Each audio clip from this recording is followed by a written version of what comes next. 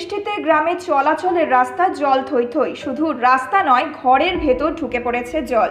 হাঁটু জল নিয়ে বাজার থেকে কাজ, এমনকি স্কুলেও যেতে হচ্ছে ছোট ছোট পড়ুয়াদের। নকশালবাড়ির রায়পাড়ার দুদিনের বৃষ্টিতে জলমগ্ন হয়ে পড়েছে গোটা এলাকা। জল নিকাশি ব্যবস্থা না থাকায় দুর্ভোগে পড়তে হয়েছে 25টি পরিবারকে। গত 10 বছর ধরে এই এলাকায় বসতি নির্মাণ হতেই সমস্যায় পড়েছেন স্থানীয়রা। তাদের দাবি, এই এলাকার মানুষের ওপর নজর দিক প্রশাসন। দ্রুত জল নিকাশি ব্যবস্থার মাধ্যমে এই সমস্যা থেকে মুক্তি চাইছেন স্থানীয়রা। এটা দীর্ঘদিন ধরেই এটা ঠিক আছে, অনেক জায়গায় বলাতে কোনো সমস্যা হয়নি আজ পর্যন্ত। মেন হলো আমাদের জল নিকাশি ব্যবস্থা একদমই ভালো না। পনির থেকে জল ঢুকে যায়, কিন্তু জলটা বেরোনোর কোনো রাস্তা নেই। এই একটুখানি ভেঙে চড়ে তাও লোকের সঙ্গে ঝামেলা, ঠিক আছে, লোকের সঙ্গে মারপিট করে ভেঙে এই রোড বাউন্ডারি ভেঙে, এটা তো দীর্ঘদিন ধরে চলে না। যখন বাড়ি হয়ে যাবে তখন তার জল করে যাবে না, ঠিক আছে না। জল নিকাশি ব্যবস্থা নেই।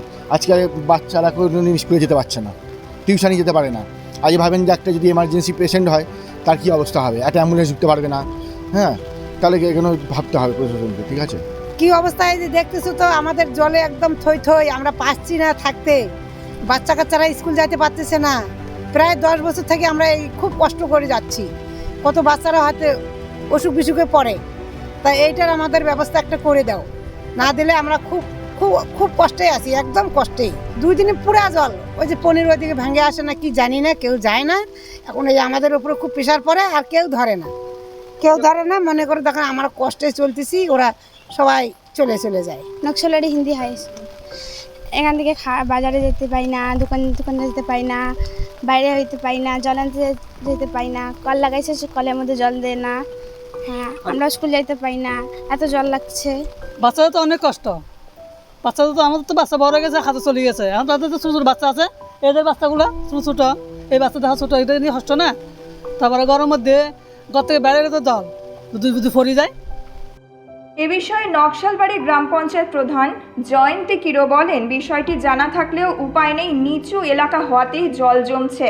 এটা সত্যি যে বিডিও অফিসের পিছনে একটা সাতভাইয়া সংসদ আছে, ওখান থেকে প্রত্যেকবারই জিপিতে কমপ্লেন চলে আসে। যখনই বৃষ্টি হয় ওখানকার লোক জিপিতে এসে কমপ্লেন জানায়। আমরা জানি যে ওইখানে জল হাঁটু পর্যন্ত, একটু বৃষ্টি হলে হাঁটু পর্যন্ত জল চলে আসে। কিন্তু ওখানে এমনি খাল জায়গা, একটু বৃষ্টি হলেই জল জমে যায়। যতটুকু পারি আমরা জিপি থেকে, আমাদের তো ভিসিটি টিম আছে, ভিআরপি আছে, ওদেরকে একবার পাঠিয়েছিলাম, কিন্তু ওখানে এরকম ব্যবস্থা নেই যে ওখান থেকে জল যে বের করানো যাবে, ওই জায়গাটাই নেই। তাহলে জিপি থেকে যতটুকু সম্ভব করি, কিন্তু এটা নিয়ে আমাদের এখন এসএমপি থেকেও চিন্তাভাবনা চলতেছে। আমরা জানি যে বৃষ্টি হলে ওখানে বাচ্চারা স্কুল যেতে পারে না, অনেক রকমের ওখানে প্রবলেম হয়ে আছে। আর এটা নিয়ে বলবো যে আমাদের 3টা স্তরে এটা নিয়ে চিন্তাভাবনা করতেছি, আমরা দেখি কি করা যায়। অন্যদিকে কোনো অভিযোগই পাননি এ বিষয়ে। সরকারি জমিতে অপরিকল্পিতভাবে ওই এলাকা তৈরি করা হয়েছে। পঞ্চায়েতের পক্ষ থেকে যথাযথ ব্যবস্থা নেওয়া হবে বলে আশ্বাস দিলেন নকশালবাড়ি পঞ্চায়েত সমিতির সভাপতি আনন্দ ঘোষ। অ্যাকচুয়ালি ওই রায়পাড়া যে গ্রামটা, সেটা একেবারে অপরিকল্পিতভাবে তৈরি করা একটা বেস ল্যান্ড ছিল, যে যার মতো সেখানে বসে গেছে। ফলে পরিকল্পিতভাবে ওইখানে তেমন কিছু করা এখনো যায়নি। অপরিকল্পিতভাবে যে যার মতো করে যাচ্ছে। তারপরেও যেহেতু এরা আমাদের নকশালবাড়ির এলাকা বসবাসকারী, আমরা আমাদের মতো যথাসাধ্য চেষ্টা করব যে তাদের এই সমস্যা যাতে না হয় সেটা দেখার জন্য, এবং যেটা আমাদের পঞ্চায়েত সমিতির মাধ্যমে হবে সেটা অবশ্যই আমরা পঞ্চায়েত সমিতির চেষ্টা করবো।